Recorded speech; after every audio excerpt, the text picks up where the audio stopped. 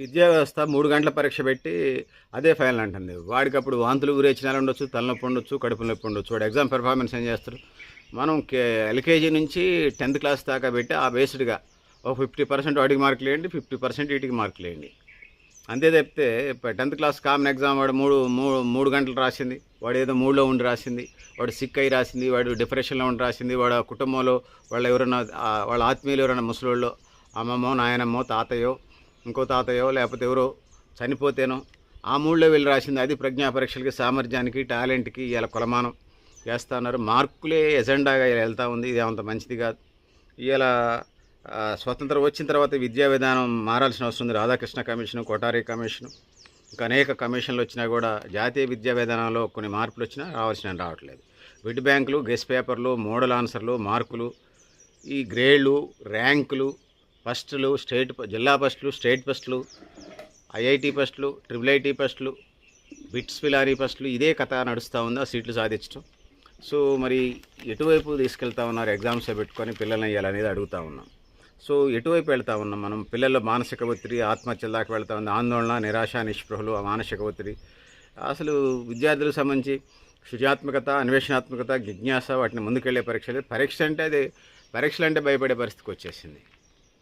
కొంతమంది వదిలేస్తూ ఉన్నారు. కార్పొరేట్ విద్యాసంస్థలో చదివిన వాళ్ళందరూ పెద్ద ప్రయోజకులు, పెద్ద కోట్లు కొట్టిన వాళ్ళు అనేది కాదు. వాళ్ళ యొక్క జెనెటికల్గా వచ్చినటువంటి వాళ్ళ యొక్క విధి విధానాల వల్ల వాళ్ళు ముందుకు వెళ్తారు. ఆ విధంగా వెళ్తారు. జీన్స్, తెలివితేటలు. ముఖ్యంగా పేరెంట్స్ ఇవాళ సమస్యగా కూడారు. వీళ్ళ ముఖాలకి డాక్టర్లు, ఇంజనీర్లు గారు, కానీ వీళ్ళ పిల్లలు మాత్రం సంవత్సరానికి ₹1,00,00,000 ప్యాకేజ్ రావాలి మినిమం. మరి ఇట్లాంటి పరిస్థితిలోకి ఉన్నది. సో కమ్యూనికేషన్ నైపుణ్యాలు, విశ్లేషణాత్మక ఆలోచనలు, సమస్య పరిష్కార సామర్థ్యం, జట్టు భావన, నాయకత్వ లక్షణాలు, ఈ అంశాల్లో మనన చేసుకుని ముందుకు పోవాలి. బుక్ నాలెడ్జ్ పెరగాలి, జీవన నైపుణ్యాలు పెరగాలి. యువతలో ఇది లేదు. దేశంలో ఇది ఒక సవాలుగా తయారైంది. ఇండియా కాదు, ప్రపంచవ్యాప్తంగా ఇట్లాంటి పరిస్థితులు ఉన్నాయి. ఫిన్లాండ్, అమెరికా, జర్మనీ, సింగపూర్ లాంటి దేశాల్లో చివరిలో నిర్వహించే 3 గంటల పరీక్ష కంటే విద్యార్థి అభ్యసన ప్రగతిని నిరంతరం పర్యవేక్షించే కార్యక్రమం, నిరంతర సమగ్ర మూల్యాంకన ప్రధానమైనటువంటి ఎజెండాగా ఉన్నది. మనం చెప్తా ఉన్నాం.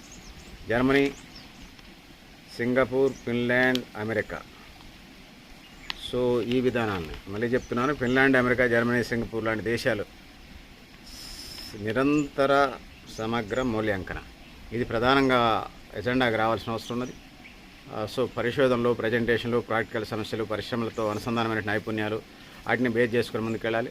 వరల్డ్ లెవెల్లో యునెస్కో, OECD వంటి అనేక ఆర్గనైజేషన్స్ ఇదే విషయాన్ని చెప్తున్నాయి. ఏఐ యుగంలో ఉన్నప్పటికీ కూడా ప్రతిభకు ప్రమాణం కాదని, విద్యార్థి ప్రతిభకు ఆ మార్కులే ప్రమాణం కాదని, నైతిక నిర్ణయం, సామర్థ్యం, అయితే ఎథిక్స్ అవి లెక్కలేవు కదా మార్కులు. విలువలు లేని పిల్లలు కూడా సిగరెట్లు తాగి, గంజా తాగేటోడు కూడా కొన్ని మార్కులు రావచ్చు. వాడు దేశ ప్రయోజనానికి ఏ విధంగా ఉపయోగపడతాడు? ఐఎంలు, విశ్వవిద్యాలయ కేస్ స్టడీస్లు, ఓపెన్ బుక్ పరీక్షలు, సెమినార్లు, ప్రజెంటేషన్లు, ప్రాజెక్ట్ ఆధారిత కార్యక్రమాలు ఇవన్నీ ఉన్నాయి. ఎన్సీఆర్టీ ఆధ్వర్యంలో ఏర్పాటు చేసినటువంటి ఫరూక్ సంస్థ కూడా పరీక్షా ప్రమాణాలకు సంబంధించిన అంశాలని లేవనెత్తుతూ ఉంది. భవిష్యత్తును ముందుకు పోవాల్సిన అవసరం ఉంది. రవీంద్రనాథ్ ఠాగూర్ టైంలో సమాచారం అందించడం మాత్రమే విద్య కాదు, జీవితాన్ని సమగ్రంగా అర్థం చేసుకునే సామర్థ్యాన్ని పెంపొందించే నిజమైన విద్య అంటాడు రవీంద్రనాథ్ ఠాగూర్. ఇట్లా అనేక మంది అనేక విధాలుగా అనేక ఆవిష్కరణలు చేశారు.